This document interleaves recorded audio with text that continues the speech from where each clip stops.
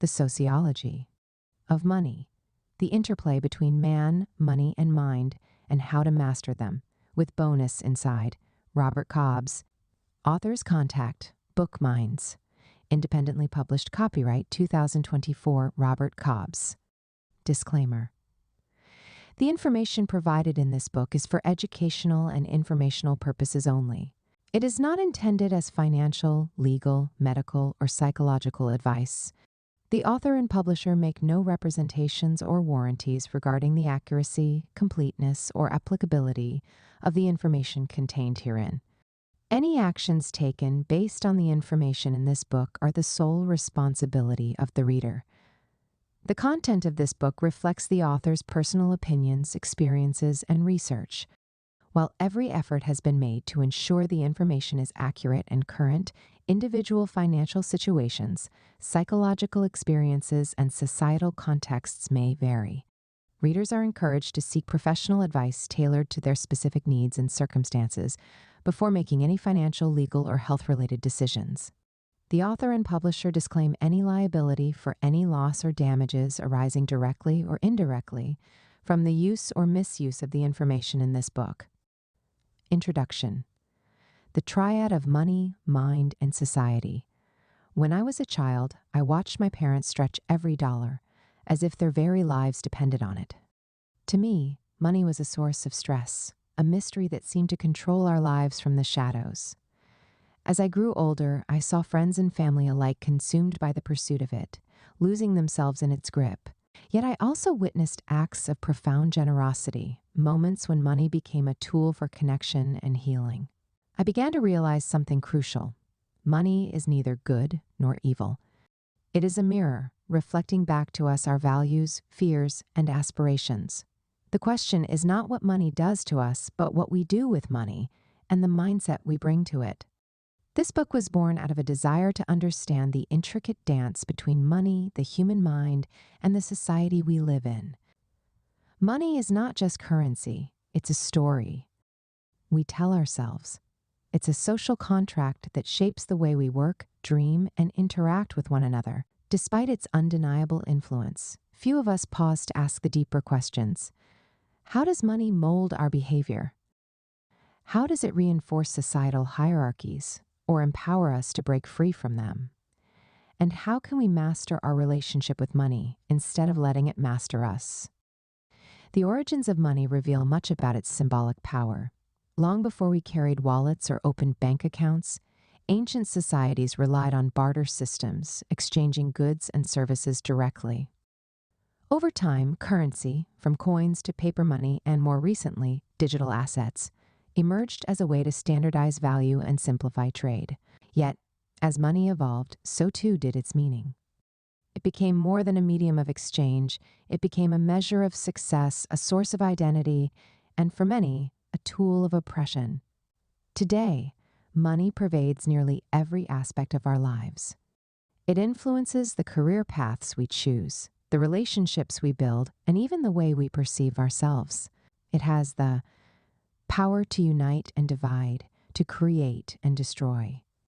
It shapes entire societies, dictating who holds power and who remains on the margins.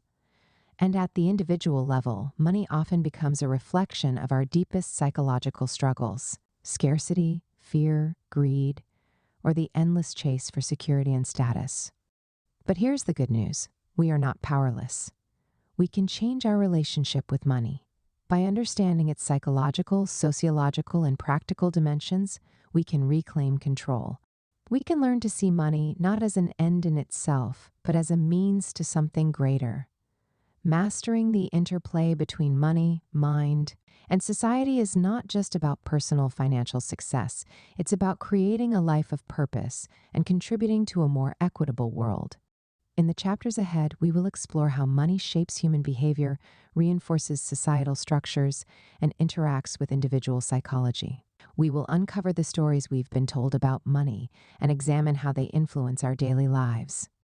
Most importantly, we will learn how to rewrite those stories to align with our values and aspirations. This journey is not just theoretical, it's deeply practical. Each chapter is designed to equip you with the tools and insights you need to navigate the complexities of money in your own life.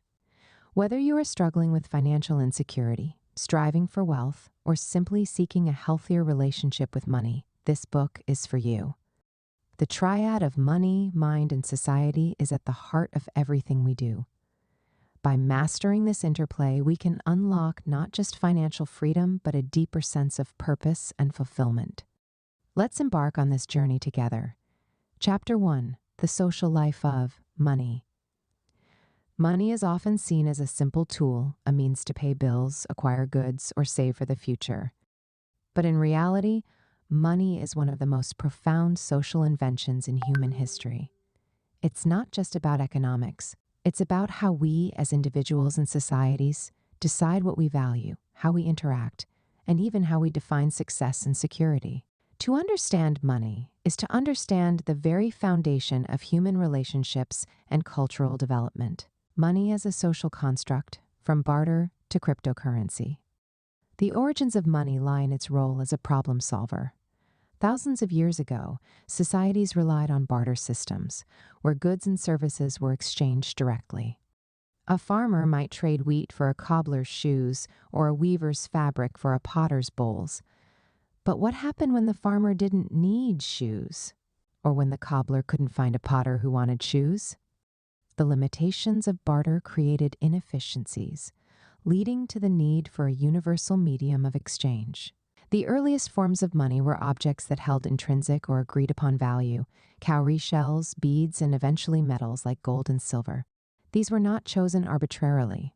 Their value was determined by qualities like rarity, durability, and cultural significance. Societies agreed on these values, and in doing so, money began its journey as a social construct. Fast forward to today, and the evolution of money is nothing short of remarkable. Paper currency replaced metals, representing value rather than possessing it. Later, plastic cards and electronic transactions made money intangible.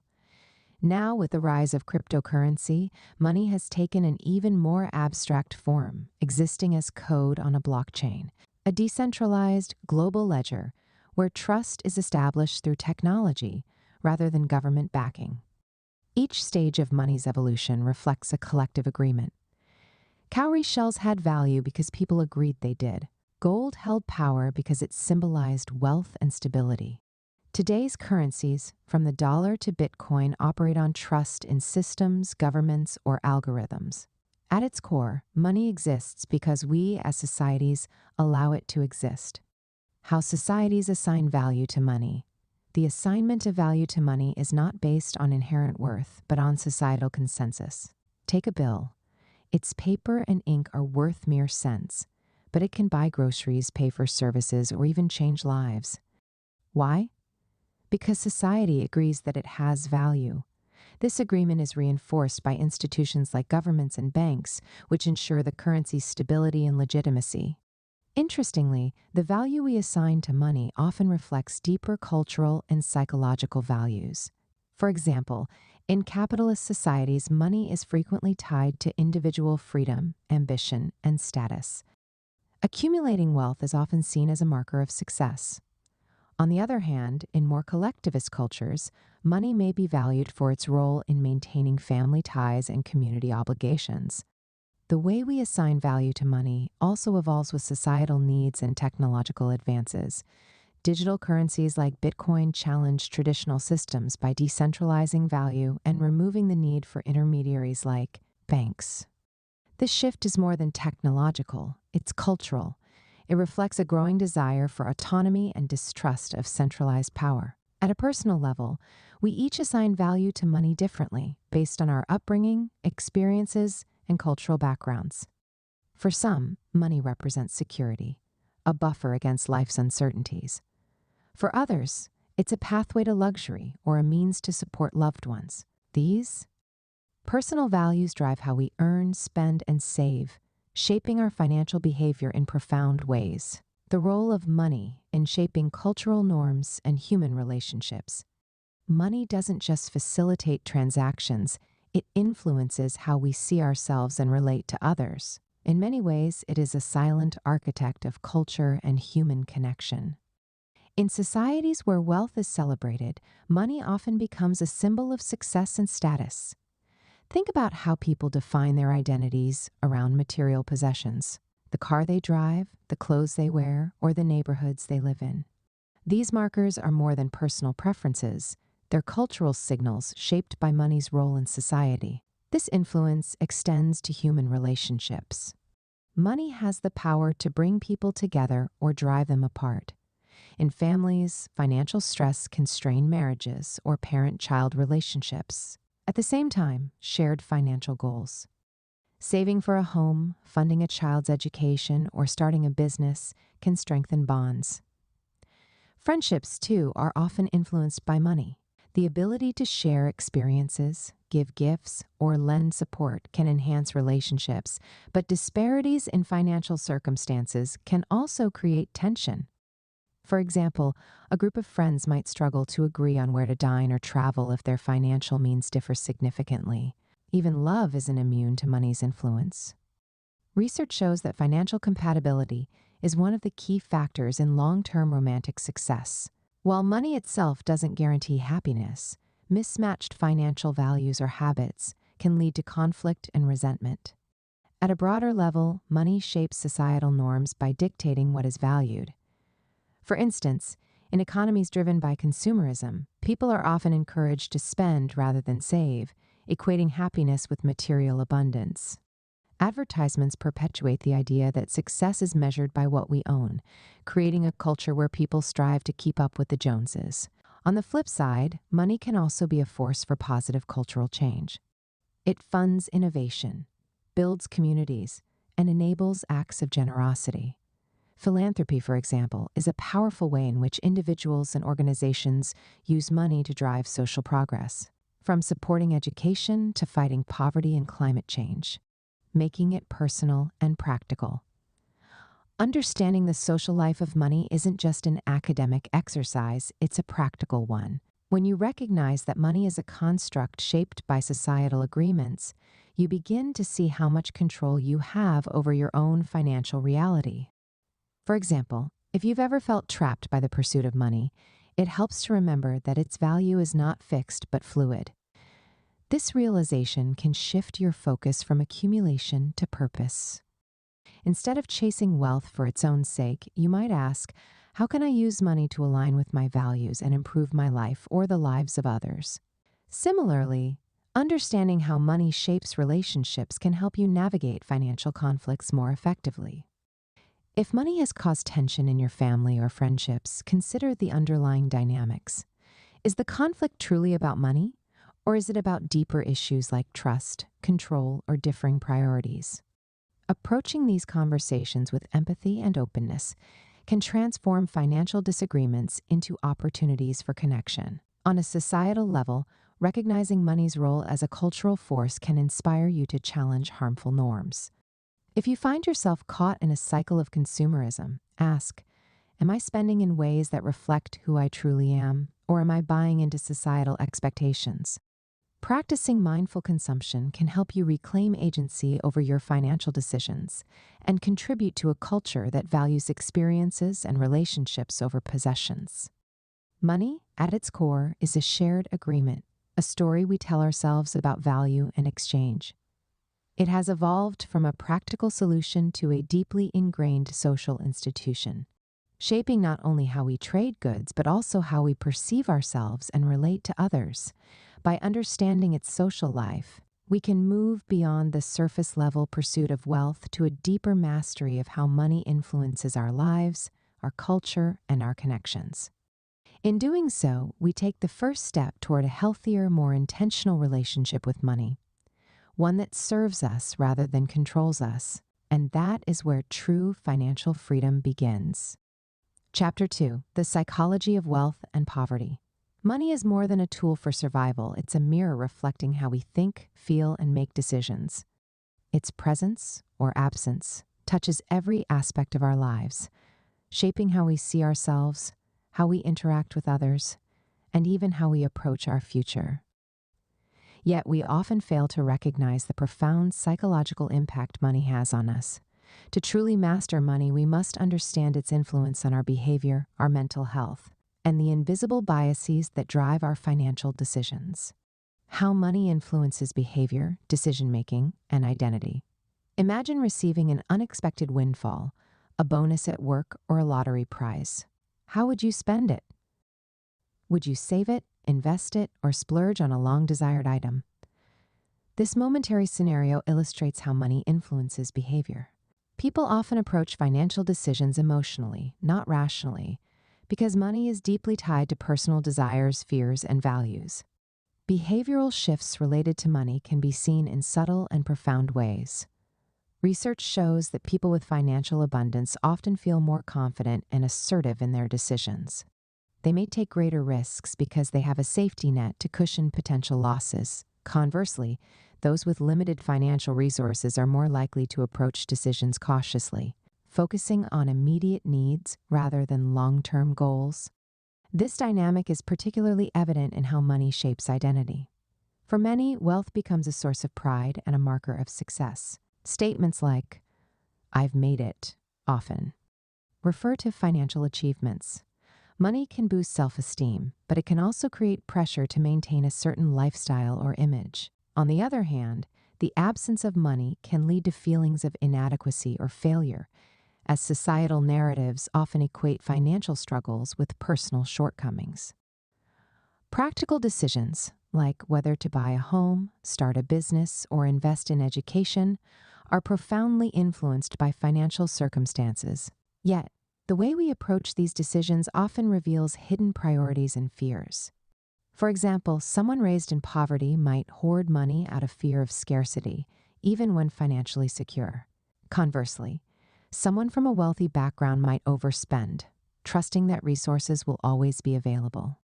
These patterns are not just about logic, they are reflections of our financial identities. The impact of wealth and poverty on mental health and self-perception. Money's influence extends far beyond our wallets. It seeps into our mental health and self-perception. While wealth can provide comfort and opportunities, it can also create stress. Maintaining financial success often involves high levels of pressure as people strive to preserve their status, fulfill societal expectations, or manage complex financial responsibilities. Feelings of isolation can emerge too, as wealth sometimes leads to mistrust in relationships, leaving individuals to wonder if they are valued for who they are or what they have.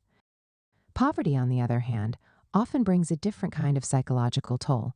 Financial insecurity is a leading cause of stress, anxiety, and depression. The constant worry about meeting basic needs, housing, food, healthcare, creates a mental load that can make it difficult to focus on long-term goals or personal growth. Studies show that people living in poverty often experience a scarcity mindset, a psychological state where the immediate lack of resources consumes mental bandwidth, reducing their ability to think creatively or plan effectively. Self-perception is another area where wealth and poverty diverge. Wealth often fosters a sense of empowerment, but it can also distort one's view of reality. For instance, someone who has always had financial resources might struggle to empathize with those who don't, leading to a disconnect in understanding societal inequalities. Meanwhile, those in poverty often internalize societal stigma, believing they are less capable or deserving because of their financial struggles. This can create a vicious cycle where negative self-perception leads to missed opportunities and perpetuates financial hardship. Yet neither wealth nor poverty defines a person's inherent worth. The key lies in recognizing the psychological patterns at play and addressing them. For instance, someone experiencing the mental strain of poverty might benefit from focusing on small, achievable financial goals to build momentum and confidence. Similarly, someone grappling with the pressures of wealth might find balance by realigning their financial decisions with their personal values rather than societal expectations. Cognitive biases related to money. Money doesn't just influence how we feel, it also shapes how we think. Our financial decisions are often guided by cognitive biases, mental shortcuts that can lead to irrational behavior. Understanding these biases is essential to making better financial choices. One of the most common biases is loss aversion, the tendency to fear losses more than we value gains. Imagine being offered a chance to win $50 or risk losing $50. For most people, the potential pain of losing $50 outweighs the excitement of winning the same amount, even when the odds are equal. This bias often causes people to hold on to losing investments, reluctant to sell for fear of locking in a loss, even when logic suggests it's the best course of action. Another bias is the sunk cost fallacy, where people continue investing time, money, or energy into a losing endeavor because they've already committed resources. For example, someone might continue pouring money into a failing business simply because they've already spent so much on it, even if cutting losses would be wiser. This bias stems from the psychological desire to avoid admitting failure, but it often leads to greater financial harm. Confirmation bias is another subtle yet impactful distortion. This occurs when we seek out information that supports our existing beliefs and ignore evidence to the contrary.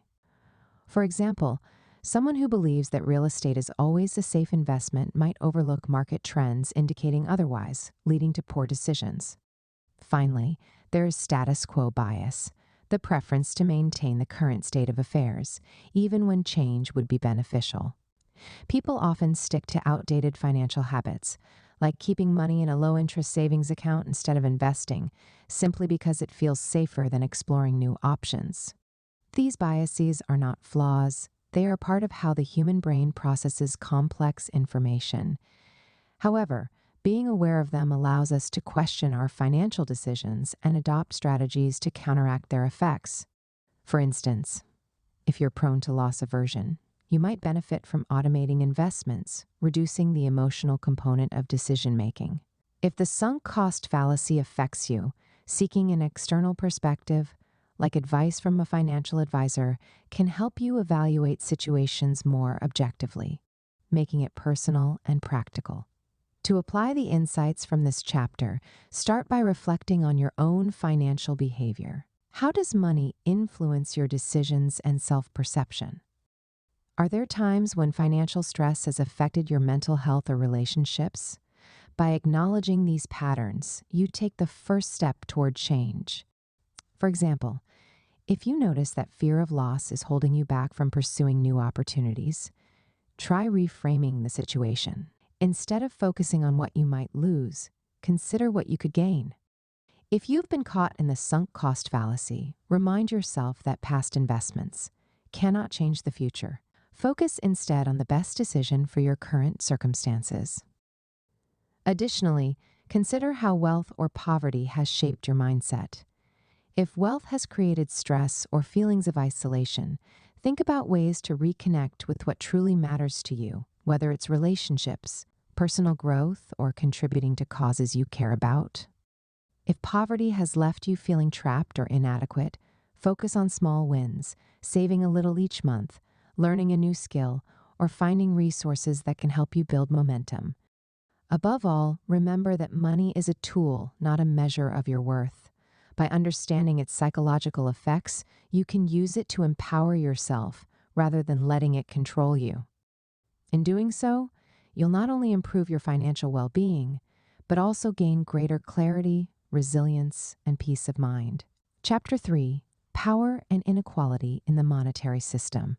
Money is often portrayed as a neutral tool, something that can be used for good or ill depending on who wields it. But in reality, money is far from impartial. It is a system deeply woven into the fabric of power and inequality. Across history and societies, money has been a key mechanism for creating, maintaining, and exacerbating social hierarchies. Understanding how this happens and how we can challenge it requires looking at the structural forces that shape economic systems, the societal consequences of inequality, and the lessons we can draw from history. The role of money in creating and perpetuating social hierarchies. At its core, money determines access to resources, opportunities, and influence. This access, or the lack thereof, creates and sustains social hierarchies. Those with more wealth often enjoy privileges that go beyond material comforts, such as better education, healthcare, and legal representation. Wealth opens doors to social networks, political influence, and cultural capital, creating a cycle where the rich not only stay rich but grow richer. This phenomenon is not just about individual wealth, but systemic patterns. Institutions like banks, corporations, and governments often reinforce hierarchies through policies and practices that disproportionately benefit the wealthy. For example, tax codes in many countries favor capital gains over wages, allowing the wealthy to grow their fortunes faster than those who rely on earned income. At the same time, access to credit and financial services often comes with barriers for lower-income individuals. Predatory lending practices and high interest rates disproportionately affect marginalized communities, trapping them in cycles of debt. This isn't just about poor financial choices. It's about a system designed to favor those who already have wealth and penalize those who don't. The psychological impact of these hierarchies is profound. For those at the bottom, the lack of access to money can create a sense of powerlessness and exclusion, while those at the top may develop an inflated sense of entitlement or superiority. These dynamics perpetuate inequality, not just in material terms, but in how people view themselves and others. Economic inequality and its societal consequences. Economic inequality is one of the most pressing issues of our time. While some level of disparity is inevitable in any society, extreme inequality undermines social cohesion, political stability, and economic growth. On a societal level, inequality fosters division. When wealth is concentrated in the hands of a few, it creates a perception that the system is rigged, a feeling that hard work and talent are not enough to succeed. This erodes trust in institutions and fuels resentment, leading to social unrest. Movements like Occupy Wall Street or the global push for higher minimum wages reflect this growing dissatisfaction with economic systems that disproportionately benefit the elite. Inequality also affects opportunities for future generations. In societies with high levels of wealth concentration, access to quality education, healthcare, and career opportunities becomes increasingly dependent on one's family background. This creates a wealth gap that perpetuates inequality over time, as those born into privilege have a head start, while others struggle to climb the economic ladder. The impact of inequality extends to health and well-being. Studies consistently show that more unequal societies experience higher rates of stress, mental illness, and physical health issues across all income levels. This is because inequality breeds competition and comparison, making people feel inadequate even when their basic needs are met. Furthermore, economic inequality has global implications. Wealthy nations often exploit poorer ones through unfair trade practices, resource extraction, and labor outsourcing. This global inequality creates cycles of poverty that are difficult to break, fueling migration crises, environmental degradation, and geopolitical tensions. Historical shifts in wealth distribution and their lessons. History provides invaluable lessons about the distribution of wealth and its effects on societies. While inequality has existed in various forms for millennia, there have been notable shifts that highlight both the dangers of extreme concentration and the potential for reform. In feudal societies, wealth was tied to land ownership, and power was concentrated in the hands of a small aristocracy. The Industrial Revolution disrupted this system, creating new opportunities for wealth through trade, manufacturing, and innovation. However, it also led to the exploitation of workers and the rise of urban poverty. Labor movements and reforms in the late 19th and early 20th centuries, such as the introduction of minimum wages, workers' rights, and social safety nets, helped redistribute wealth more equitably, leading to an era of growing middle classes in many parts of the world. The post-World War II period, often referred to as the Golden Age of capitalism, saw relatively equitable growth in many Western nations. Progressive taxation, public investment in infrastructure and education, and unionization helped narrow the gap between the rich and poor.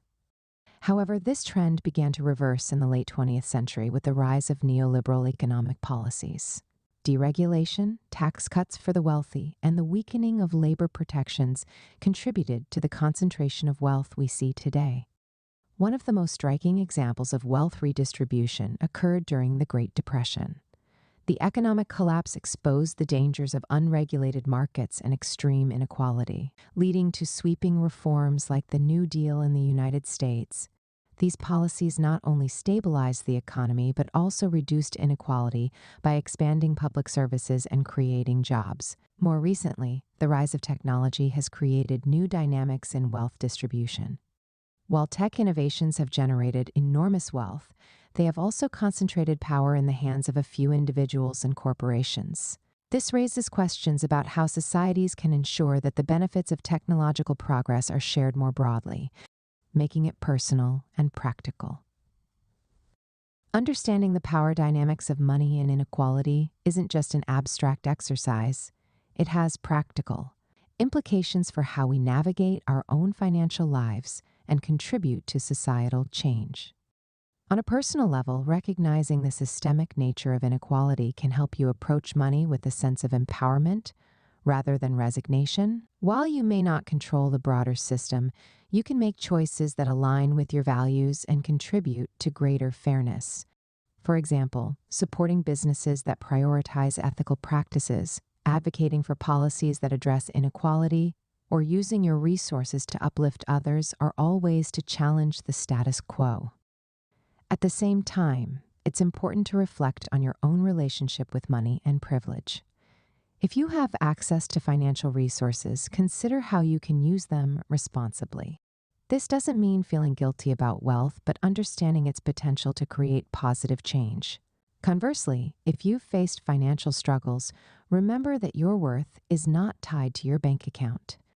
Recognizing the systemic barriers you've faced can help. You focus on building resilience and seeking opportunities for growth. On a societal level, awareness is the first step toward change. Educate yourself about the policies and practices that perpetuate inequality and look for ways to advocate for reform. This could involve voting for candidates who prioritize economic justice, supporting grassroots movements, or engaging in conversations about wealth and privilege with your community. Finally, history teaches us that change is possible. While inequality is deeply entrenched, it is not inevitable. By understanding the forces that shape the monetary system and committing to action, we can work toward a future where money serves as a tool for collective well-being rather than a source of division. In navigating these challenges, remember that the goal is not to eliminate disparity entirely, but to create systems where everyone has a fair chance to thrive. By addressing the power and inequality inherent in the monetary system, we move closer to a world where wealth is not just a privilege for the few, but an opportunity for the many. Chapter 4: The Mindset of Abundance Against Scarcity. Our mindset about money is often the quiet force shaping the trajectory of our lives. It's not the balance in our bank accounts, but the balance in our thinking that often determines our financial behaviors, decisions, and ultimately, our life outcomes. Two opposing psychological frameworks, abundance and scarcity, define how we approach money, relationships, and opportunities. Understanding these frameworks, recognizing how they influence us, and learning how to shift toward an abundance mindset can transform not just our finances, but our overall quality of life. Understanding the psychological frameworks of abundance and scarcity. The scarcity mindset stems from the belief that resources are limited, and if someone else gains, it must come at your expense. It's a zero-sum worldview where success and wealth are finite, fostering fear, competition, and anxiety. People with a scarcity mindset often feel trapped, believing there's never enough money, time, or opportunities. This perspective leads to a focus on short-term survival rather than long-term growth. For example, someone operating from a scarcity mindset might avoid investing in their education because they fear they can't afford it, even if that investment could lead to a higher income. They might also struggle with hoarding resources, whether it's money, possessions, or even their time, out of fear they'll run out. Conversely, the abundance mindset is rooted in the belief that there is plenty to go around. It's the idea that wealth, success, and opportunities are not fixed quantities, but can expand with creativity, collaboration, and effort. People. with an abundance mindset, approach challenges with optimism and view setbacks as opportunities for growth. They're more likely to take calculated risks, share resources, and invest in relationships and personal development because they trust in the possibility of future returns. A practical example of an abundance mindset is someone who views networking as a way to build mutual value rather than as a competition for limited job opportunities. They see the success of others not as a threat but as inspiration or proof of what's possible. How mindsets influence financial behavior and life outcomes. The mindset we adopt can significantly influence our financial habits and life outcomes. A scarcity mindset often leads to short-term thinking. People focused on scarcity are more likely to make impulsive financial decisions, such as overspending on payday or avoiding investments, because the immediate relief or fear outweighs the long-term benefits. This creates a vicious cycle. Focusing on immediate needs can limit future opportunities, reinforcing the sense of scarcity. For example, someone living paycheck to paycheck might feel compelled to spend any extra money they receive because they fear it won't last. While the relief is temporary, the opportunity to save or invest is lost, perpetuating financial insecurity. In contrast, an abundance mindset promotes long-term thinking and growth-oriented behaviors. People with this mindset tend to make decisions that build wealth and stability over time, such as saving consistently, investing in education or training, and taking strategic financial risks. They're also more likely to see challenges, like job loss or unexpected expenses, not as catastrophes but as opportunities to pivot or learn. Mindsets also shape how we approach relationships. Scarcity-minded individuals might see relationships as transactional, focusing on what they can get rather than what they can give. This can lead to feelings of isolation and mistrust. Abundance-minded individuals, however, view relationships as opportunities for mutual benefit. They invest time and effort into building trust and collaboration, which often leads to stronger networks and greater opportunities. On a broader level, these mindsets influence how we perceive the world and our place in it. A scarcity mindset breeds envy, fear, and competition, whereas an abundance mindset fosters gratitude, generosity, and resilience. Over time, these patterns of thinking and behavior shape not just our financial outcomes, but also our emotional well-being, relationships, and overall quality of life. Strategies for cultivating an abundance mindset. Shifting from a scarcity mindset to an abundance mindset requires intentional effort, but it's a transformation anyone can achieve. Here are practical strategies to help cultivate this shift. 1. Practice gratitude. Gratitude is the foundation of an abundance mindset. By focusing on what you already have, you train your brain to see possibilities rather than limitations. Begin each day by listing 3 things you're grateful for, whether it's your health, supportive relationships, or small victories in your life. Over time, this practice rewires your thought patterns, helping you focus on abundance rather than lack. For example, instead of dwelling on a tight budget, focus on the fact that you have the ability to manage your finances, pay your bills, or work toward your goals. This shift in perspective opens the door to creative problem solving. 2. Reframe limiting beliefs. A scarcity mindset often stems from deeply held beliefs like, "I'll never be able to afford that," or "I'm not good with money." Challenge these beliefs by reframing them into possibilities. Replace "I can't afford this" with "How can I afford this?" This simple shift turns a mental block into a problem-solving opportunity. If you believe you lack skills or knowledge, commit to learning. Taking a course, reading a book, or seeking mentorship are all ways to invest in yourself and create new opportunities. 3. Set clear goals. People with an abundance mindset are often guided by clear, long-term goals. Define what financial success and personal fulfillment look like for you, and break these goals into actionable steps. When you focus on what you're working toward rather than what you lack, you're more likely to see opportunities and take proactive steps. For instance, if your goal is to buy a home, start by researching affordable options, creating a savings plan, or improving your credit score. Each step reinforces the belief that achieving your goal is possible. 4. Surround yourself with abundance-minded people. The company you keep profoundly influences your mindset. Seek out relationships with people who encourage growth, share generously, and approach life with optimism. Avoid spending too much time with individuals who constantly focus on scarcity or negativity, as their mindset can reinforce your own fears. Engage in communities, whether online or in person, where people are working toward similar goals.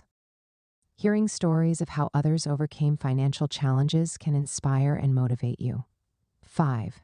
Invest in growth. An abundance mindset thrives on the belief that resources can expand. Invest in areas that promote growth, whether it's your education, skills, or relationships. For example, instead of viewing a professional course as an expense, see it as an investment in your earning potential. Similarly, invest time in activities that foster creativity and resilience, such as journaling, meditation, or exercise. These practices not only reduce stress, but also help you approach challenges with a clear and open mind.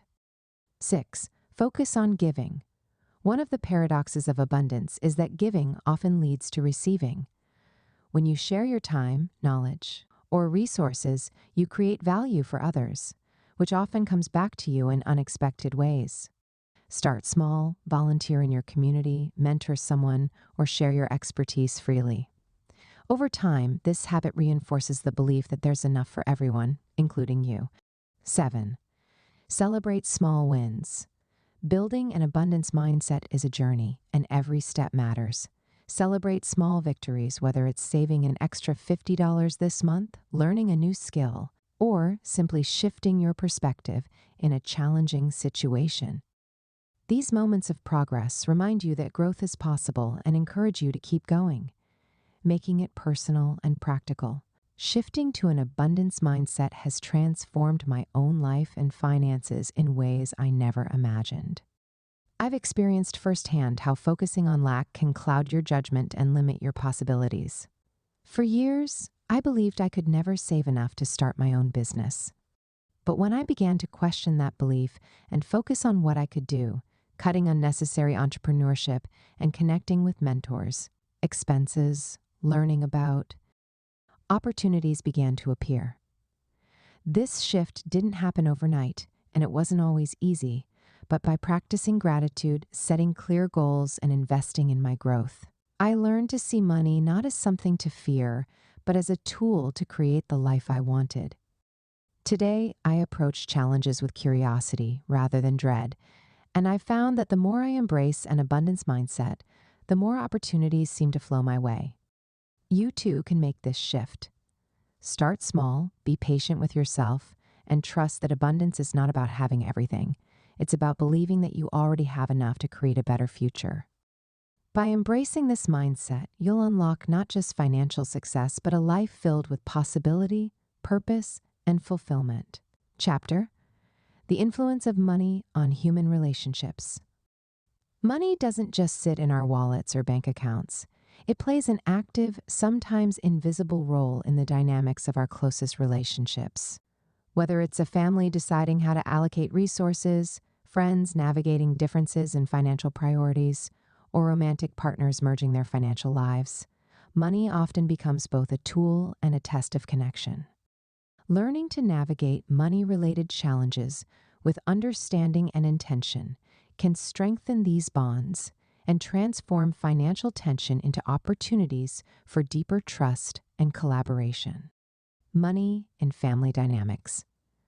In families, money is often tied to expectations, responsibilities, and unspoken rules. For parents, money represents the ability to provide for their children's needs and aspirations.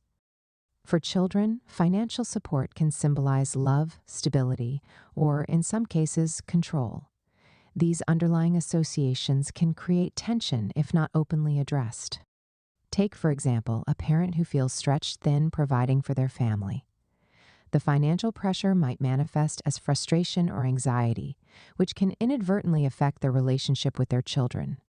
On the other hand, children raised in financially insecure environments may internalize fears about money, shaping how they view financial security as adults. Families also face challenges when it comes to managing shared financial responsibilities, such as household budgets, caregiving for elderly members, or inheritance. Misaligned expectations about who should contribute or how resources should be distributed often lead to resentment or conflict. A child might feel guilty for being unable to support aging. Parents or siblings might disagree over how to divide family assets. Practical steps for families. 1. Open communication. Families should create spaces to discuss money openly and without judgment. Regular family meetings about budgets or financial goals can foster transparency and reduce misunderstandings. 2. Clarify roles and expectations, clearly define each member's financial responsibilities. This can be especially helpful when managing shared expenses like rent or caregiving costs. 3. Teach financial literacy. Parents can empower children by teaching them about budgeting, saving, and investing early. This not only builds financial independence, but also fosters respect for shared financial decisions. Money and friendships. Friendships often serve as a refuge from life's pressures, but differences in financial priorities can test even the strongest bonds. Whether it's deciding how to split a dinner bill, planning a group vacation, or navigating income disparities, money has the potential to create discomfort and awkwardness. For instance, a friend with a higher income might frequently suggest activities that are out of reach for others, unintentionally creating tension or feelings of inadequacy. Conversely, someone struggling financially might feel embarrassed to admit they can't afford certain outings, leading to avoidance or dishonesty. The way money is handled in friendships can reveal deeper dynamics of power, generosity, and expectations. For example, a friend who consistently lends money without setting clear boundaries may later feel taken advantage of. Alternatively, someone who avoids financial discussions altogether may miss opportunities to strengthen the bond through honesty and vulnerability. Practical steps for friendships. 1. Set boundaries if lending or borrowing money is unavoidable. Establish clear terms up front to avoid misunderstandings. For instance, decide together whether the money is a loan or a gift. Practice empathy. Be mindful of your friend's financial situations and plan activities that accommodate everyone. Instead of expensive outings, suggest affordable alternatives that prioritize connection over cost. 3. Talk about it. If financial disparities arise, address them directly but kindly. Open communication fosters understanding and prevents small tensions from escalating into larger issues. Money in romantic partnerships. Few topics reveal the depth of a romantic partnership like money. When two people commit to building a life together, their financial habits, values, and goals inevitably intertwine. These differences can either strengthen their bond or create significant friction. Consider a couple where one partner is a diligent saver, while the other tends to spend impulsively. Without communication, these differences can lead to feelings of frustration or mistrust. The saver might feel the spender is jeopardizing their shared future, while the spender might feel stifled by what they perceive as excessive control. Money also becomes a source of tension when couples face unequal earning power. A partner earning less may feel insecure or worry they lack decision-making power. Conversely, the higher earner might feel burdened by greater financial responsibility. Conflicts over financial priorities, such as how much to spend on housing, vacations, or children, often stem from deeper values or fears. By addressing these underlying beliefs, couples can build a stronger, more aligned approach to managing money. Practical steps for couples. 1. Have money dates. Schedule regular check-ins to discuss financial goals, budgets, and concerns. These meetings provide a safe space to align priorities and address issues before they become problems. 2. Share financial transparency. Be honest about income, debts, and financial habits. Full transparency builds trust and ensures both partners are on the same page. 3. Create joint goals. Establish shared financial goals, like saving for a house, paying off debt, or planning a vacation. Working toward these goals together fosters collaboration and a sense of partnership. 4. Respect individuality while shared finances are important. Allow room for individual spending. Each partner should have some financial autonomy to maintain a sense of independence. Conflicts in communication around financial matters. Money is one of the most common sources of conflict in relationships, not because of the numbers themselves, but because of the emotions and values tied to them. Fear, shame, guilt, and even pride can cloud conversations about money, making it difficult to find common ground. For example, someone raised in a financially insecure household might approach money with extreme caution, prioritizing savings above all else. Their partner, who grew up with financial abundance, might see spending on experiences as a way to enjoy life. Without understanding each other's backgrounds, these differences can feel like personal attacks rather than opposing strategies. The key to resolving financial conflicts lies in effective communication. Listen to understand. Instead of arguing over right or wrong financial decisions, seek to understand your partner's or family member's perspective. Focus on solutions. Approach conflicts as a team by brainstorming solutions together. For instance, if one partner wants to save while the other wants to spend, agree on a budget that accommodates both priorities. Seek help if needed. Financial therapy or counseling can provide tools and insights for navigating persistent money-related conflicts. Strategies for building healthy money-related interactions. Regardless of the relationship, a proactive approach to money matters can prevent conflicts and deepen trust. Here are universal strategies for fostering healthy financial interactions. 1. Create a judgment-free zone. Encourage open conversations about money without criticism or blame. This environment makes it easier for people to share their concerns, mistakes, and goals. Educate yourself and others. Knowledge is power. By learning about budgeting, saving, and investing, you can make informed decisions and share valuable insights with your loved ones. 3. Prioritize fairness. Fairness doesn't always mean equality. In a relationship, fairness might involve one partner contributing more financially, while the other contributes more in non-monetary ways, such as caregiving or household management. 4. Celebrate wins together. Whether it's paying off debt or reaching a savings milestone, celebrate financial achievements as a team. This reinforces positive behaviors and strengthens your bond. Plan for the future. Collaborate on long-term plans such as retirement savings, emergency funds, or educational goals. Shared planning builds a sense of partnership and ensures everyone is working toward the same vision, making it personal and practical. When I reflect on my own experiences with money and relationships, I realize how much I've grown through both challenges and successes. I've seen friendships strained by unspoken financial expectations, felt the weight of navigating financial differences in a partnership, and witnessed how open communication can turn tension into trust. In one instance, a close friend and I had a falling out over an unpaid loan. For months, I resented the situation, but when we finally talked, I realized they had been too embarrassed to admit their struggles. That conversation taught me the importance of empathy and setting clear boundaries up front. In my romantic relationship, money once felt like a sensitive topic. But when we started having regular money dates, we discovered that our financial goals were more aligned than we thought. The trust we built through those conversations has carried over into other areas of our lives, making us stronger as a couple. These experiences remind me that while money can create stress, it's also an opportunity to build stronger, healthier connections. By approaching money with intention, transparency, and compassion, we can transform it from a source of conflict into a tool for deeper understanding and collaboration. Chapter 6: The Neuroscience of Money. Money has always been more than just a medium of exchange. It is a powerful motivator deeply embedded in human behavior and decision-making. But why does money hold such sway over our thoughts and actions? To answer this, we must delve into the fascinating intersection of neuroscience and finance.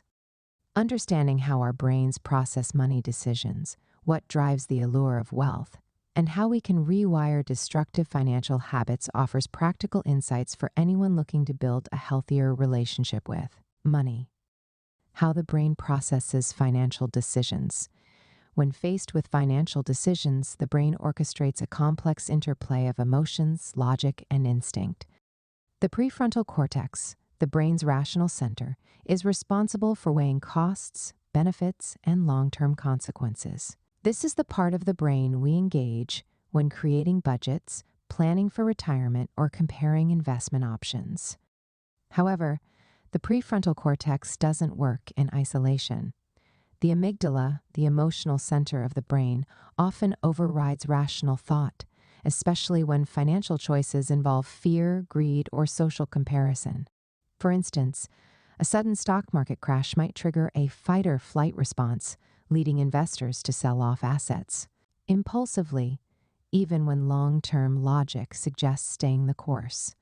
Another key player in financial decisions is the ventromedial prefrontal cortex, which connects emotional and rational responses. It helps us assign subjective value to money-related choices, like deciding whether splurging on a luxury item feels worth it. This area is heavily influenced by personal experiences, societal norms, and upbringing. Practical tip: when making financial decisions, pause and engage the rational brain. Ask yourself, is this decision driven by emotion, or is it aligned with my long-term goals?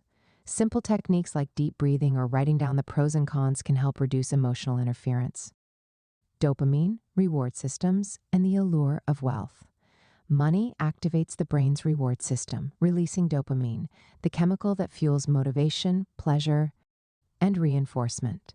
The promise of financial gain, whether from a job promotion, lottery ticket, or stock market windfall, creates a dopamine rush, making wealth seem irresistibly desirable. Interestingly, the brain's response to potential rewards can be more intense than the reward itself. This is why people feel excitement when buying lottery tickets, but may experience disappointment even after winning a smaller than expected amount. The anticipation of wealth becomes addictive, driving behaviors like gambling, overspending, or chasing get-rich-quick schemes. Moreover, societal cues amplify this allure. Advertisements, social media, and cultural narratives portray money as the ultimate key to happiness, status, and success. This creates a constant dopamine loop where people chase financial milestones not for the money itself, but for the emotional high they associate with it. Personal reflection: I've often found myself falling into the trap of just one more paycheck to feel secure, one more purchase to feel fulfilled. But understanding how dopamine works has helped me question these impulses. Why do I feel excited at the thought of buying something new, and why does that excitement fade so quickly afterward? Recognizing the temporary nature of dopamine-driven highs has encouraged me to seek lasting satisfaction from relationships, experiences, and meaningful goals instead. Breaking free from destructive money habits using neuroscience. The brain's reward system, while powerful, isn't destiny. By understanding the neuroscience behind our financial behaviors, we can take actionable steps to break free from habits that harm our well-being. 1. Rewiring impulsive spending habits. Impulse buying is a classic example of the brain's reward system at work. You see a sale, feel the dopamine surge, and make a purchase without considering its necessity. Over time, this can lead to financial strain and regret.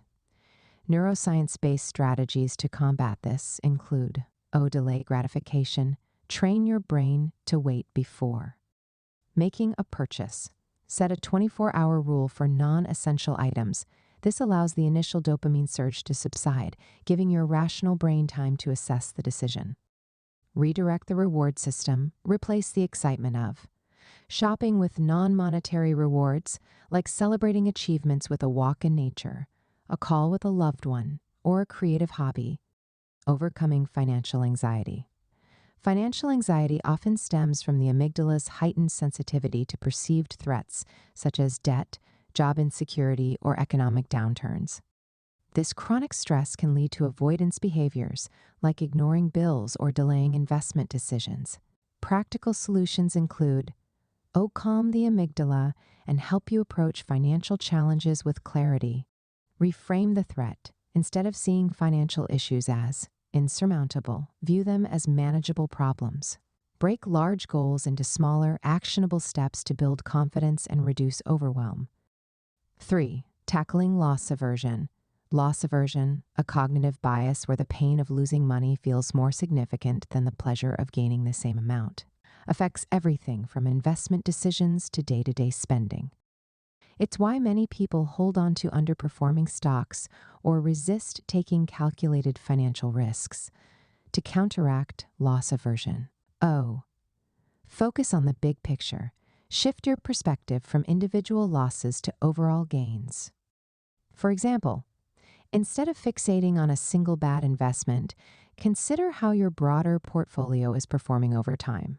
O decisions, such as setting stop-loss limits for investments or automating savings contributions. These rules reduce emotional interference and promote consistent action. 4. Building long-term financial habits. The brain's prefrontal cortex is like a muscle. It strengthens with practice.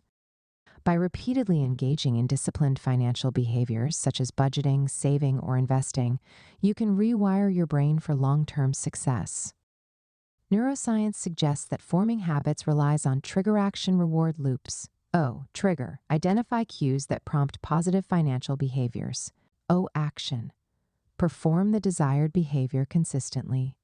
Start small, such as saving 1% of your income, and increase gradually. O. Reward. Celebrate milestones to reinforce the habit. 4. Instance. Treat yourself to a small indulgence after reaching a savings goal. Practical steps for financial neuroscience. 1. Journal your financial behaviors. Keep a log of your spending, saving, and decision-making patterns. Over time, this helps you identify triggers, emotions, and biases influencing your choices. Engage in financial visualization. Visualize achieving financial goals, such as paying off debt or building an emergency fund. Neuroscience shows that visualization activates the brain's reward system, motivating you to take action. 3. Invest in financial education the more you understand. Money, the more you empower your rational brain to make informed decisions. Attend workshops, read books, or use apps that simplify complex financial concepts, making it personal. Neuroscience has been a game changer in my understanding of money. I've seen firsthand how my brain's wiring has led me to both wise and impulsive decisions. One pivotal moment came when I realized I was chasing the dopamine high of online shopping during stressful periods. By applying strategies like mindfulness and delayed gratification, I've shifted from mindless spending to intentional saving. Another breakthrough was learning to combat financial anxiety. There was a time when opening my bank statement felt overwhelming. But reframing these moments as opportunities for growth rather than threats has given me a sense of control over my financial future. Through this journey, I've discovered that while money may be an external resource, our relationship with it is deeply internal. By mastering the neuroscience of money, we can not only achieve financial stability, but also reclaim our power over the habits and emotions that shape our lives. Chapter 7. Consumerism and the culture of spending. We live in a world that thrives on consumerism. Every day, advertisements flash before our eyes. Social media glorifies a lifestyle of luxury, and society equates success with material possessions. At the heart of this culture lies a well-oiled machine designed to manipulate human desires and fuel an endless cycle of spending. While consumerism powers economies, it also takes a significant toll on individuals, families, and the environment. This chapter unpacks how marketing influences our decisions, the psychological and social costs of materialism, and how we can foster a culture of mindful consumption that prioritizes well-being over possessions. How marketing and media manipulate human desires for profit. Marketing is not just about selling products, it's about selling ideas, identities, and dreams. Advertisements are meticulously designed to tap into human psychology. They don't just tell us to buy a product, they make us believe that owning it will make us happier, more attractive, or more successful. One of the most powerful tools in marketing is the use of scarcity and urgency. Phrases like limited time offer or only a few left in stock exploit our fear of missing out, prompting impulsive decisions. Another tactic is social proof, where marketers showcase testimonials, celebrity endorsements, or images of others enjoying the product to trigger our innate desire to fit in. Social media has amplified these strategies. Influencers often blur the line between authentic content and paid promotion, making followers believe that buying certain products will help them emulate the influencer's lifestyle. Algorithms ensure that we're constantly bombarded with ads tailored to our browsing habits, making it harder to resist temptation. Personal reflection: I've fallen victim to these tactics more times than I'd like to admit. One instance stands out vividly. I bought a high-end gadget during a flash sale, convinced it was a must-have. Months later, it sat unused in a drawer, and I realized I had been swayed by clever marketing rather than genuine need. Recognizing this manipulation has made me more critical of advertising claims and more deliberate in my spending habits. The societal obsession with material wealth and its psychological costs. Society often equates material wealth with success, status, and happiness. From luxury cars to designer clothing, possessions are treated as symbols of achievement. This obsession starts early, with children exposed to commercials that associate certain toys with popularity or joy. By adulthood, the pursuit of material wealth becomes ingrained, shaping career choices, relationships, and lifestyle priorities.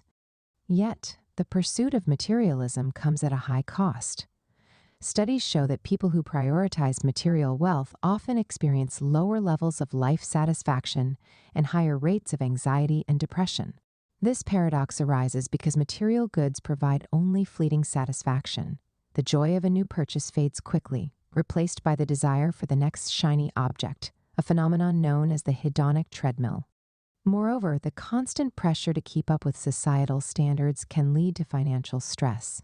Credit card debt, overextension on mortgages, and living paycheck to paycheck are often the hidden consequences of trying to project an image of success. On a broader scale, consumerism also fuels environmental degradation, as the demand for cheap, disposable goods contributes to resource depletion and pollution.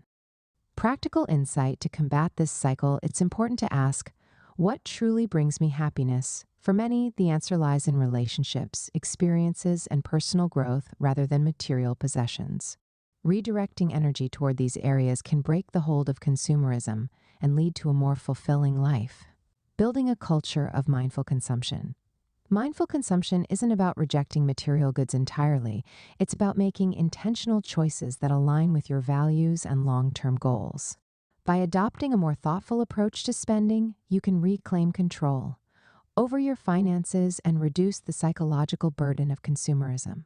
1. Recognize your triggers.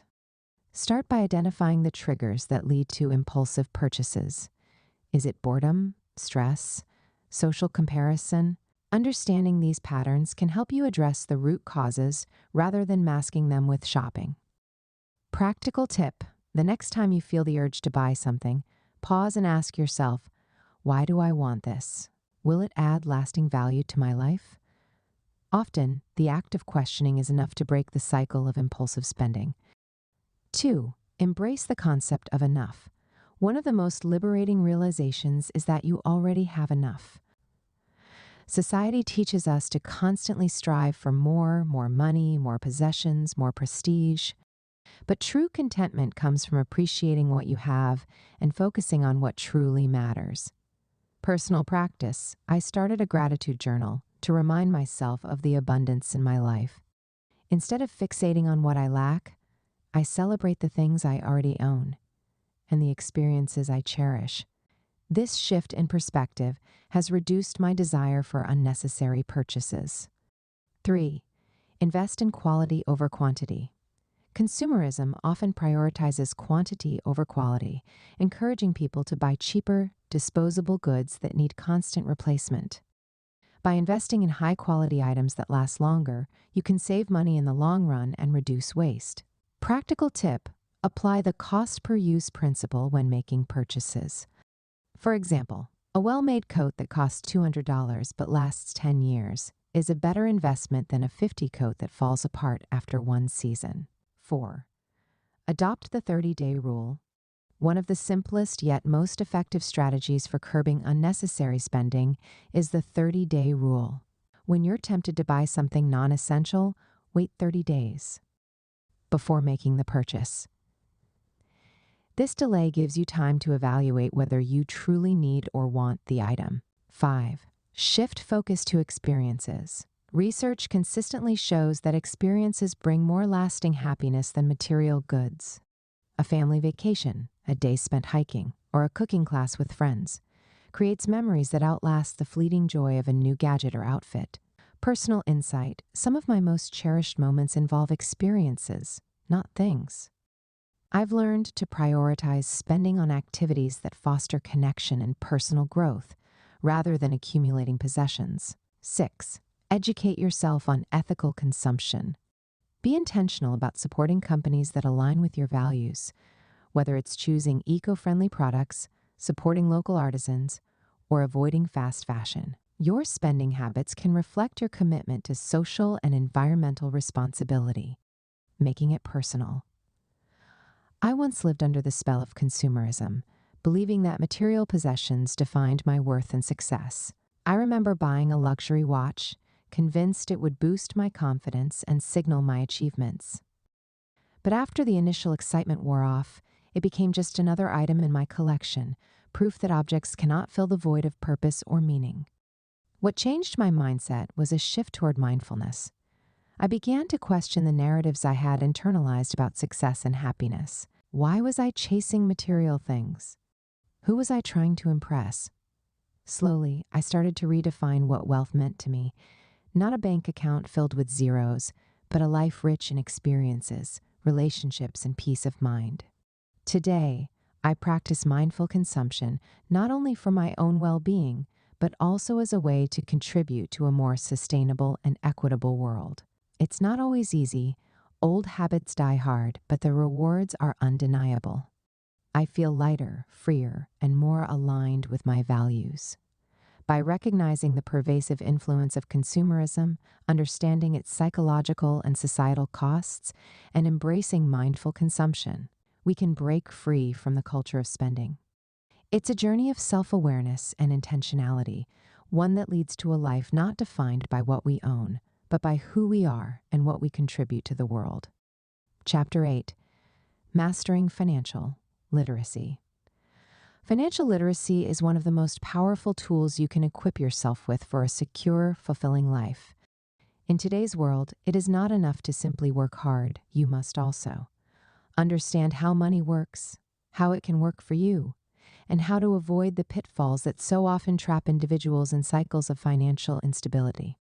This chapter aims to simplify the complex world of personal finance, providing the foundational knowledge you need to budget, save, invest, and manage debt wisely.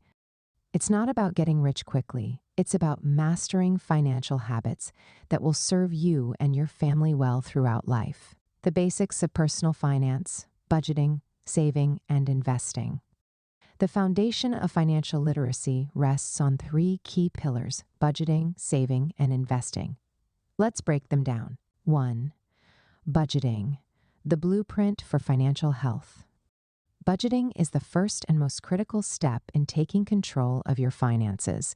It's the process of creating a plan for how you will spend and save your money. Without a budget, it's easy to fall into bad habits, overspending on things that don't add lasting value while neglecting to save or invest for your future. A good budget will reflect your income, necessary expenses, and discretionary spending. The goal is to ensure that your total expenses are less than or equal to your income. Start by tracking your spending over a month to see where your money is going. From there, set realistic goals for cutting back on non-essential purchases and allocate those funds towards saving or investing. Practical insight: I began budgeting after realizing I was spending a significant portion of my paycheck on spontaneous purchases, things I didn't need and would forget about in a few weeks.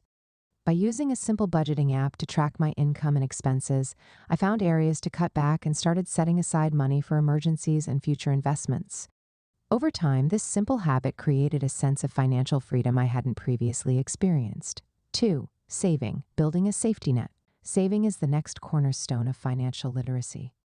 It's easy to neglect saving, especially when life feels busy and spending on immediate desires is tempting. However, the importance of building an emergency fund cannot be overstated. This fund is your financial safety net, providing you with the security to weather unexpected expenses, such as medical bills, car repairs, or even job loss. Financial experts recommend having at least 3 to 6 months' worth of living expenses saved for emergencies. This provides the breathing room needed to avoid debt when life throws you curveballs. But saving doesn't stop at emergencies. You should also save for specific goals, like buying a home, funding education, or traveling the world. Setting clear, actionable savings goals can provide motivation and direction in your financial journey. Personal experience, I had always heard about the importance of saving, but I didn't truly understand it until a sudden health crisis forced me to dip into my savings. At that moment, I realized how essential it is to have a cushion that doesn't just come from a paycheck. Now I make it a habit to prioritize savings, even if it means cutting back on luxuries for a season. 3. Investing, making your money work for you. Investing is often seen as something reserved for the wealthy or financially savvy, but it's actually one of the most powerful ways to build wealth over time. Unlike saving, which keeps your money in a safe, low-interest account, investing allows your money to grow by earning returns through stocks, bonds, real estate, and other investment vehicles. The earlier you start investing, the more time your money has to grow. Compound interest, earning interest on both your principal and the interest already earned, is a key factor that helps investments grow exponentially over time. Start by educating yourself on different investment options, such as mutual funds, index funds, and real estate. It's crucial to understand that investing involves risk. The value of investments can go up and down, so it's important to diversify your investments across different sectors to spread that risk. If you're new to investing, consider working with a financial advisor to help navigate this complex arena. Personal insight, my first experience with investing was daunting.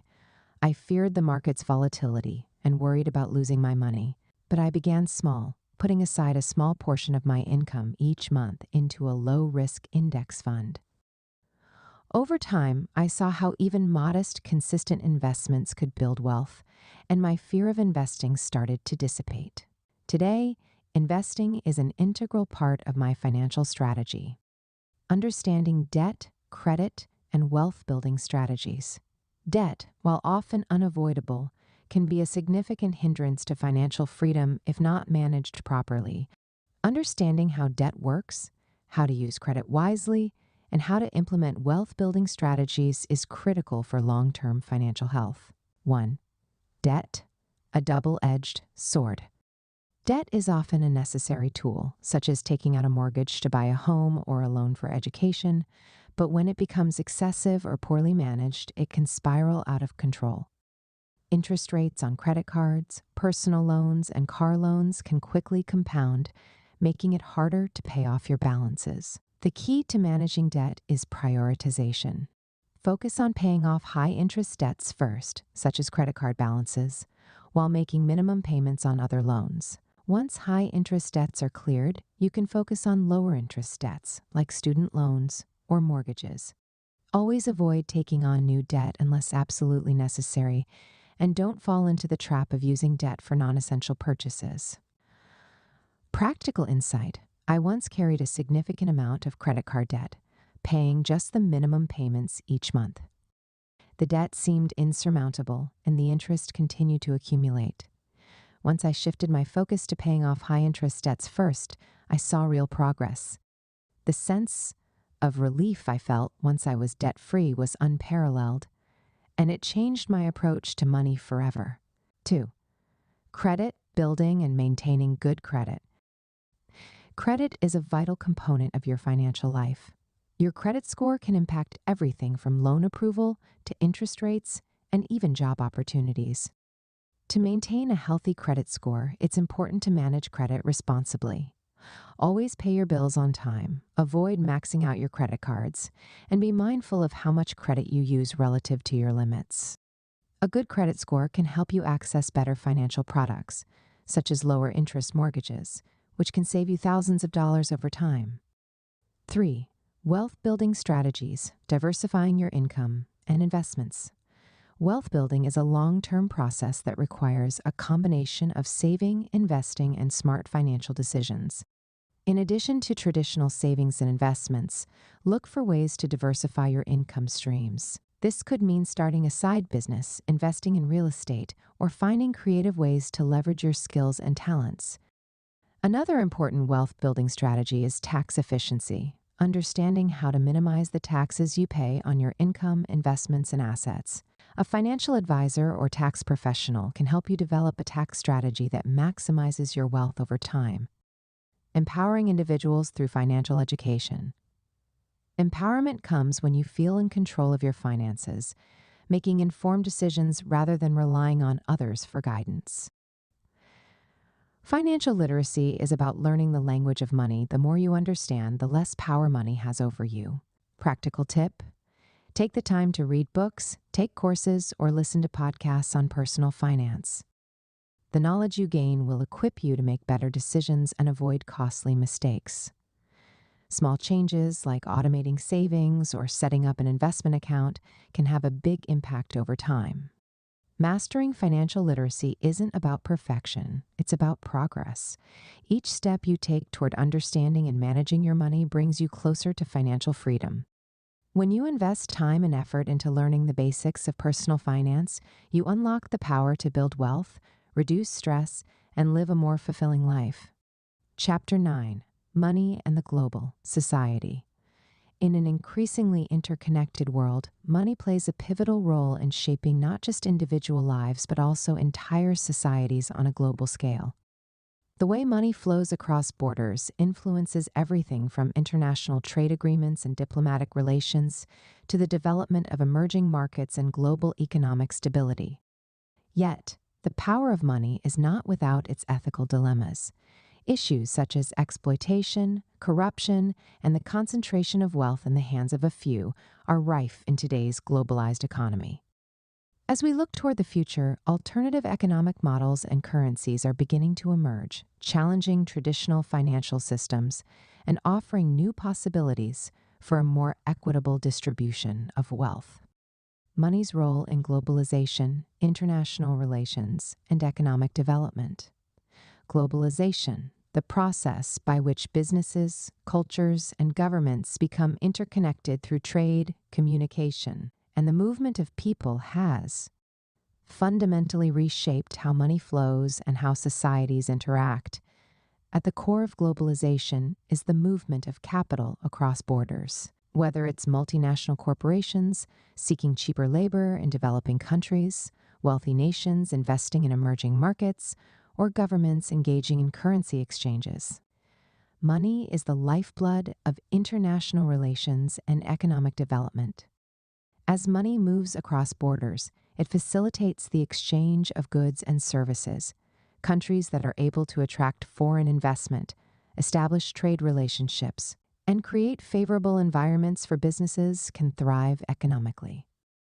In contrast, countries that remain isolated or unable to tap into global markets can face stagnation or decline.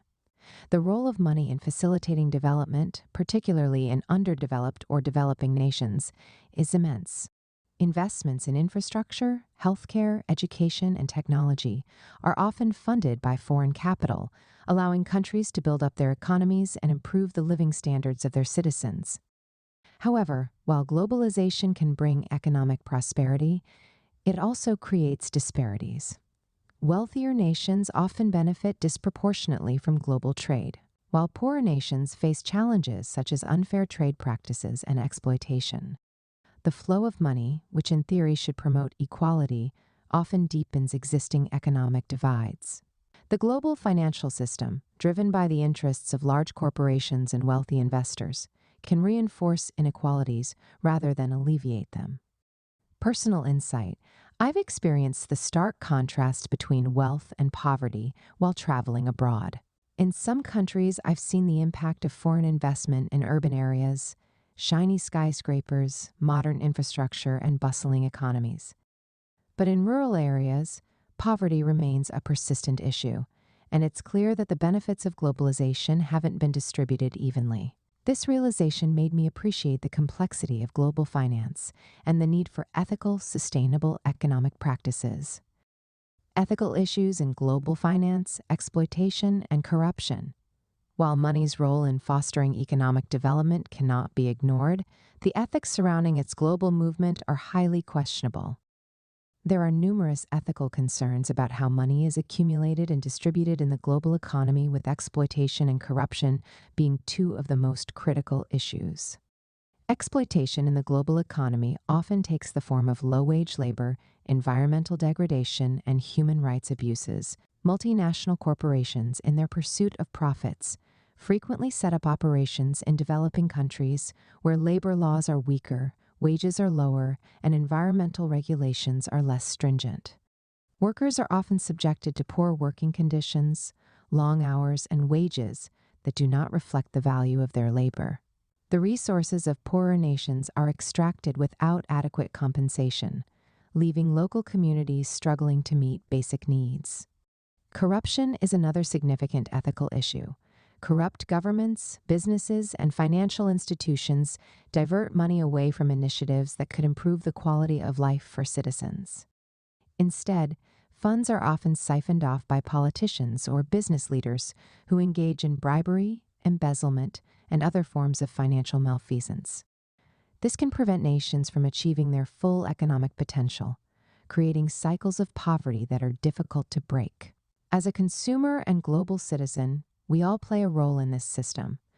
The products we buy and the companies we support can either perpetuate exploitation or encourage more ethical business practices. Supporting companies that adhere to fair trade principles, respect human rights, and invest in sustainable practices is one way to use money as a tool for positive change. Reflecting on my own spending habits has been an eye-opening experience. I've become more conscious of where the products I purchase come from and the impact they have on the environment and the people involved in their production. Though it can be challenging to navigate the complexities of global supply chains, the knowledge that my choices can contribute to better working conditions and more ethical business practices motivates me to align my finances with my values. The rise of alternative economies and the future of money. As traditional financial systems and capitalist models face increasing scrutiny for their role in perpetuating inequality and environmental harm, alternative economic models are emerging. These alternative economies aim to create systems that are more equitable, sustainable, and aligned with human well-being rather than corporate profit. One of the most prominent examples of an alternative economy is the rise of cryptocurrencies like Bitcoin and Ethereum. Cryptocurrencies operate outside the control of centralized financial institutions, allowing individuals to engage in financial transactions without relying on banks or government-backed currencies. Proponents argue that cryptocurrencies can democratize finance by enabling people in economically disadvantaged regions to access banking services and protect their wealth from inflation and corruption. However, cryptocurrencies are not without their own ethical challenges. The volatile nature of cryptocurrencies makes them risky investments, and their decentralized nature has made them attractive to illicit activities like money laundering and illegal trade. Furthermore, the environmental impact of mining cryptocurrencies has raised concerns, with the energy consumption of cryptocurrency networks often surpassing that of entire nations. Another promising model is the circular economy, which focuses on reducing waste and reusing resources. In a circular economy, businesses design products with their entire life cycle in mind, aiming to minimize environmental impact by reusing materials and reducing consumption.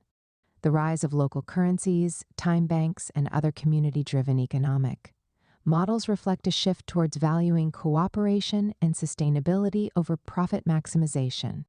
The future of money may also involve universal basic income, a policy proposal that advocates for giving every individual a fixed sum of money regularly, regardless of their employment status or wealth. UBI aims to reduce poverty, decrease inequality, and ensure that everyone has the financial means to meet their basic needs. While the concept of UBI is still in the experimental phase, it is gaining traction as a potential solution to the increasing automation of jobs and the growing wealth gap.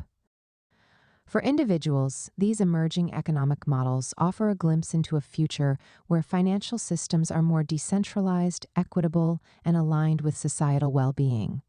As we face global challenges like climate change, income inequality, and political instability, it's essential to explore new ways of thinking about money and its role in society. Personal insight, my experience with cryptocurrencies has been both thrilling and daunting. The idea of decentralized finance and the potential to create a more inclusive financial system excites me. But I've also seen the volatility and challenges associated with these technologies. Whether or not cryptocurrencies become the future of money remains to be seen, but the conversations around them have certainly pushed me to think differently about how money can serve society in more meaningful ways. Conclusion. Money's role in the global society is multifaceted and deeply complex. It drives globalization, influences international relations, and facilitates economic development. However, the ethical issues surrounding money, such as exploitation, corruption, and inequality, are undeniable and demand our attention. As we look toward the future, alternative economic models, cryptocurrencies, and innovative financial systems are challenging the status quo, offering new possibilities for creating a more equitable and sustainable world. Understanding the global implications of money empowers us as individuals to make choices that align with our values, support ethical practices, and contribute to a more just world. The future of money may look very different from the present, but by mastering financial literacy and engaging with global economic issues, we can shape that future in a way that serves both our personal well-being and the greater good. Chapter 10, Reclaiming Mastery over Money. Money is often seen as a source of both power and stress. Throughout this book, we've explored its role as a social construct, how it shapes our behavior and relationships, and its influence on global economies. We've also examined how money's complexities, both sociologically and psychologically, can create barriers to financial freedom and emotional well-being. But ultimately, reclaiming mastery over money is about aligning our understanding of its broader implications with practical, personal strategies for control, freedom, and growth. In this final chapter, we bring together the insights gained from the previous sections and focus on actionable strategies for achieving financial independence and emotional freedom from the grip that money often holds over our lives. The key to this is not simply accumulating wealth, but transforming our relationship with money. Money should be a tool, one that can help us live more fulfilled, purposeful lives while contributing to the betterment of society. Integrating sociological, psychological, and practical insights. Money is a social force deeply embedded in the fabric of human interactions and societal structures. The way we think about money is shaped by cultural values, the economic systems we operate within, and the relationships we have with others. In Chapter 1, we learned how money is a social construct, how its value is determined by societal norms, and how it can both bind and divide us. These sociological insights help us recognize that the power of money is not inherent. It's a collective agreement on its worth. Psychologically, money has a profound impact on our identities and our emotional well-being. Chapter 2 delved into how wealth and poverty shape our mental health and self-perception. Our mindset around money, whether rooted in abundance or scarcity, plays a major role in the financial decisions we make, as we saw in Chapter 4. Recognizing the psychological factors at play allows us to take a step back and analyze our behaviors, uncovering any unconscious biases or limiting beliefs that may be holding us back. From a practical standpoint, the foundational elements of financial literacy, budgeting, saving, investing, and managing debt are key to mastering money. In Chapters 8 and 9, we explored the basics of personal finance and the complexities of global financial systems. Yet, despite the overwhelming influence of external forces like consumerism and inequality, mastering money still boils down to the decisions we make in our daily lives. To reclaim mastery over money, It's essential to weave together these sociological, psychological, and practical perspectives. Only by understanding the societal and emotional forces at play can we make more informed and empowered financial decisions. Our external actions with money, how we earn, spend, save, and invest, must be in harmony with our inner values and emotional well-being. The two must be integrated to achieve true mastery. Strategies for achieving financial independence and emotional freedom. Achieving financial independence is not just about accumulating wealth. It's about creating a sustainable system where your financial situation supports your life goals, values, and well-being. It's also about cultivating emotional freedom from money, freeing ourselves from anxiety, stress, and fear associated with finances. Here are practical steps to reclaim this mastery. 1. Create a clear vision for your financial future. Before any action can be taken, it's crucial to have a clear vision of what financial independence looks like to you. This vision should go beyond simply wanting more money. It should reflect how you want money to support your life's goals. Do you want the freedom to travel? The ability to invest in a passion project? Or the flexibility to spend time with family without worrying about financial stability? Your vision will act as your financial North Star, helping you prioritize spending, saving, and investing decisions. 2. Develop financial literacy. Financial literacy is an essential skill in reclaiming mastery over money. Understanding the basics of budgeting, debt management, and investing allows you to take charge of your finances. Develop a habit of tracking your expenses, setting clear savings goals, and investing in your future through diversified channels like retirement accounts, stocks, and real estate. It's not about making large amounts of money instantly. It's about making consistent, informed decisions that align with your goals. Start with the foundational concept of living below your means. The ability to save and invest wisely is a direct reflection of your capacity to manage your money well. It's essential to educate yourself about debt, credit, and the long-term impact of financial choices, as these can either propel you forward or keep you trapped in cycles of financial stress. 3. Shift your mindset to abundance. The most powerful shift you can make in mastering money is transforming your mindset. As we discussed in Chapter 4, adopting an abundance mindset can fundamentally change your relationship with money. Abundance doesn't mean limitless wealth. It means believing that there are enough opportunities to meet your needs, that you are capable of generating wealth, and that you deserve prosperity.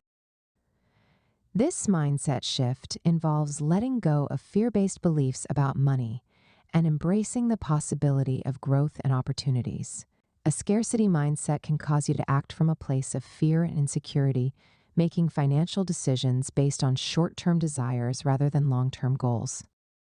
An abundance mindset encourages thoughtful risk-taking, long-term planning, and the willingness to share and contribute to the well-being of others. 4. Understand the role of money in your relationships. In Chapter 5, we explored how money affects human relationships, whether in family dynamics, friendships, or romantic partnerships. Money can either strengthen bonds or create tension. Achieving mastery over money means having open, honest conversations about finances in your relationships. This involves setting shared goals, respecting each other's financial priorities, and creating a system of accountability. Don't shy away from discussing finances with those close to you.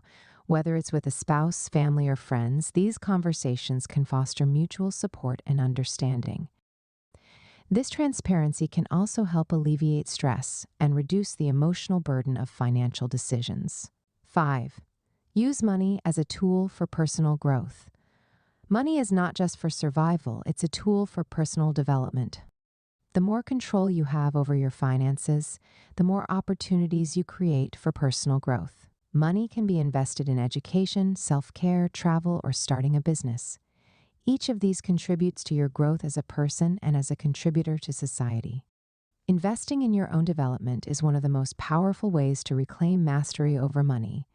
Instead of seeing money as something to be hoarded or feared, view it as an enabler of experiences, learning, and fulfillment. Financial independence means being able to fund your growth and contribute to the world in ways that align with your values. 6. Cultivate a sense of purpose beyond money. Mastery over money involves recognizing that financial success should not be your sole focus. While money can provide comfort, security, and opportunities, it is not the ultimate measure of success. In Chapter 7, we discuss the impact of consumerism and the culture of material wealth. To reclaim mastery over money, it's important to focus on what truly matters to you beyond accumulating material goods. Invest in causes, experiences, and relationships that bring fulfillment and contribute to the well-being of others. A purposeful life is often richer than a life built on financial gain alone. Money is a tool for personal growth and societal betterment. Reclaiming mastery over money is a journey of aligning your financial goals with your personal values and understanding the larger forces at play in society. By integrating sociological and psychological insights, shifting your mindset to one of abundance, and taking practical steps toward financial literacy, you can build the foundation for financial independence and emotional freedom. Money is not an end in itself, it's a tool for personal growth and societal betterment. When used wisely, money can empower you to live a fulfilling life while also contributing to the well-being of others. By mastering money, we have the ability to shape our lives in meaningful ways, create financial systems that promote equity, and use our resources to make the world a better place. Conclusion. Beyond money, living a purposeful life. As we conclude this journey through the sociology, psychology, and practicalities of money, it's essential to recognize that true mastery over money goes beyond accumulating wealth. It is about aligning our relationship with money to our deeper values and aspirations. Money is a tool, not an end goal. It can either control us or be used to propel us toward a life of purpose and fulfillment. The key lies in understanding the interplay between money, the mind, and society, and using this knowledge to create a life that is not just financially secure, but rich in meaning and impact. Throughout this book, we've explored how money shapes our behaviors, relationships, and societal structures. We've uncovered the psychological factors that drive financial decisions and how these can either limit or empower us. We've also looked at the broader social forces that influence wealth distribution, consumerism, and global economies. Yet, amidst all these insights, one truth remains clear. Mastering money is not just about numbers. It's about living a purposeful life. Living a purposeful life means using money in alignment with your values, whether it's contributing to the well-being of others, pursuing your passions, or creating a legacy that reflects your deepest beliefs. It's about making mindful, conscious decisions that serve not only your material needs, but your emotional and spiritual growth as well. The final call to action is simple: master the interplay between man, money, and mind. Be intentional about how you engage with money, recognizing its power and its limitations. Let it serve as a tool that supports your deeper aspirations, fosters your growth, and empowers you to contribute to a better world. The path to true financial mastery is not just about wealth accumulation, it is about creating a life of meaning, freedom, and flourishing. About the book. Are you ready to transform your relationship with money and unlock the keys to a more purposeful life? The Sociology of Money is not just another financial guide. It's a deep dive into the social, psychological, and practical dimensions of money and its profound impact on our lives. This book explores the interplay between money, the mind, and society, offering a transformative approach to mastering wealth and well-being. In the Sociology of Money, you'll discover how money is more than just a currency. It's a social construct that shapes human behavior, relationships, and societal structures. With insights into the psychology of wealth and poverty, the role of money in global economies, and strategies for mastering financial literacy. This book goes beyond the basics to reveal the complex forces influencing your financial decisions.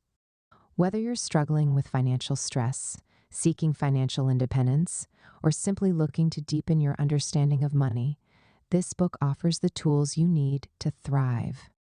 This book shows you how to reshape your mindset, break free from limiting beliefs, and develop the skills necessary to make confident financial choices. This isn't just about wealth, it's about living a life of purpose, peace, and prosperity. Don't let money control you. Take charge of your financial destiny today.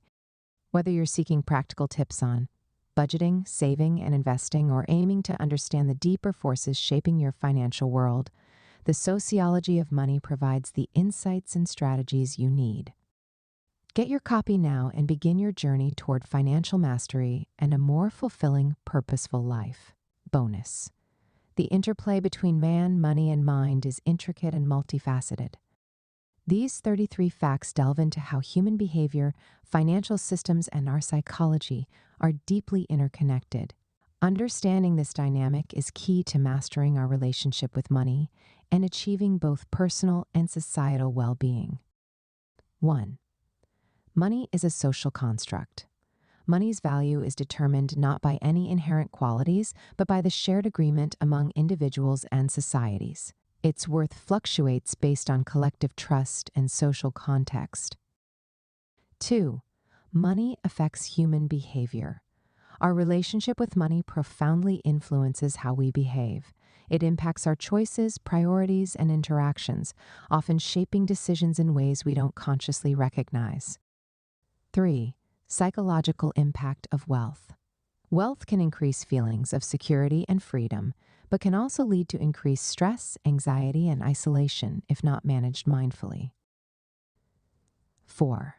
The scarcity mindset. A scarcity mindset, where people believe resources are limited, can lead to anxiety, poor financial decisions, and a focus on short-term needs rather than long-term growth. 5. The abundance mindset. An abundance mindset, by contrast, views money as a tool that flows in cycles, creating opportunities for growth and fostering generosity, resilience, and proactive decision-making. 6. Loss aversion. People tend to fear losses more than they value equivalent gains. This cognitive bias, known as loss aversion, can lead to conservative financial decisions, sometimes limiting wealth-building potential.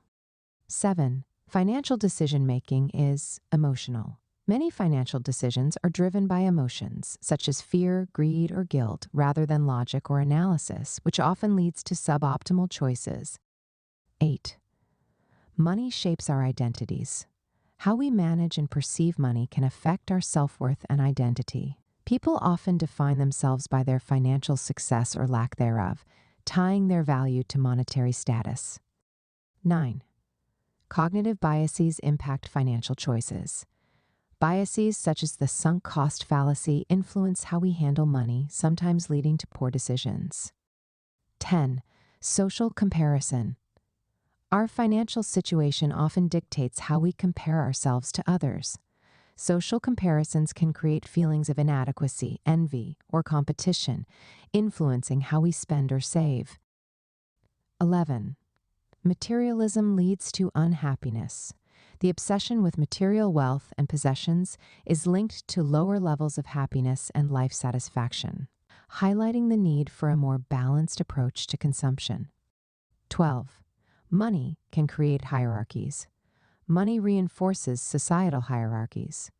Those with more money tend to have greater access to power, education, healthcare, and opportunities, perpetuating inequality. 13. Power dynamics are tied to money. The control of money often leads to the control of power. Those who hold wealth have the ability to influence policies, culture, and even individual lives. 14.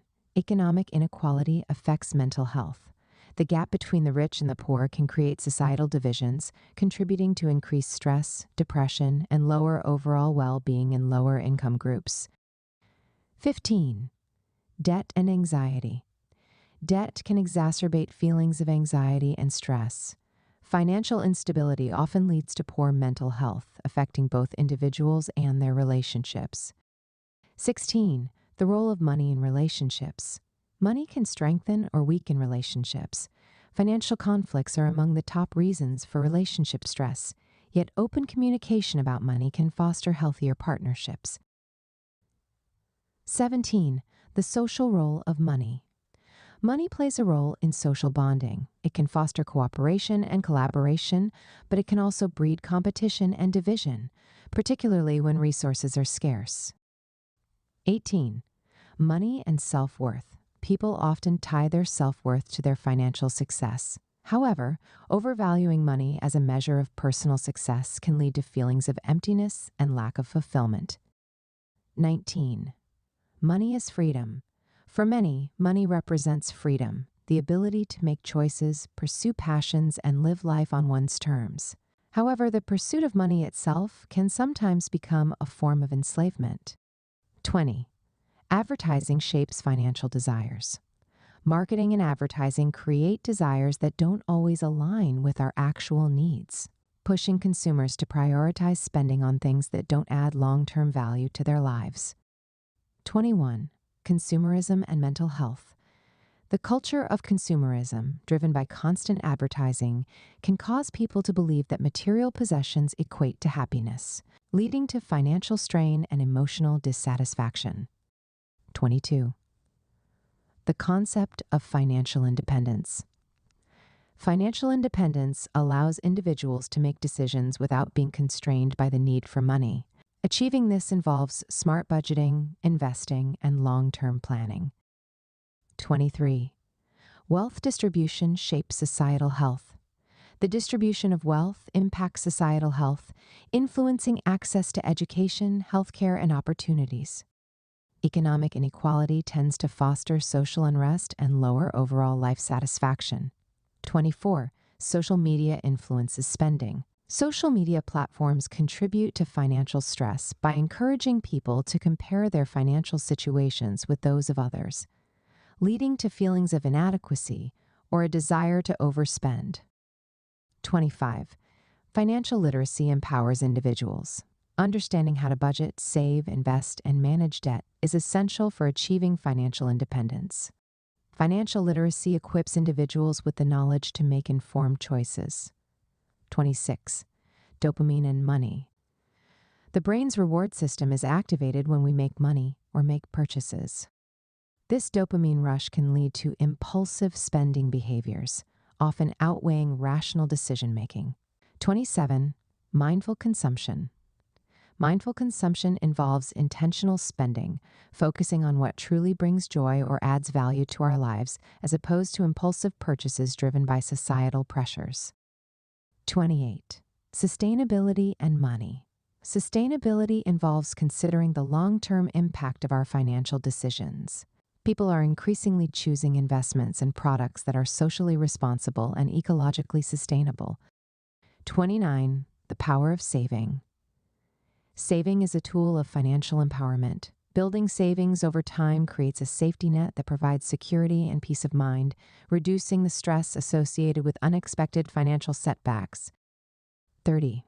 Wealth does not equal happiness. While money can provide comfort and security, studies show that after a certain point, additional wealth does not significantly increase happiness. Fulfillment often comes from relationships, experiences, and personal growth. 31. Money as a means, not an end. Money is a means to an end, not an end in itself. It should be used as a tool to achieve personal goals, whether that's freedom, security, or the ability to help others, rather than an object to be hoarded. 32.